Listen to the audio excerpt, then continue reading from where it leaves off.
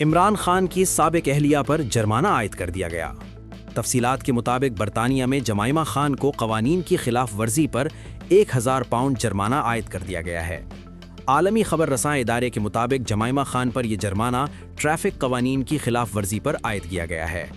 बरतानवी अदालत ने जमाइमा खान पर उनकी मिल्कियत में रजिस्टर्ड गाड़ी को मुकर्ररा हद से ज़्यादा रफ्तार पर चलाने पर जुर्माना आयद किया था। जमाइमा खान पर यह इल्ज़ाम भी है कि उन्होंने अदालत के हुक्म पर पुलिस की जानिब से भेजे गए नोटिस का बरवक्त जवाब नहीं दिया था।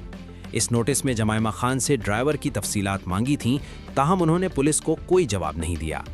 बरतानवी कानून के मुताबिक अगर गाड़ी के मालिक को मौसूल होने वाले नोटिस का जवाब ना दिया जाए तो इसे अलग खिलाफ वर्जी तसव्वुर किया जाता है और इस पर जुर्माना आयद किया जा सकता है। जुर्माने की रकम तकरीबन 1000 पाउंड बनती है, जो पाकिस्तानी करेंसी में तकरीबन 3,70,000 रुपए से ज़ायद है। याद रहे कि जमाइमा खान की इमरान खान से शादी 1995 में हुई थी, जो 2004 तक ही चल सकी थी।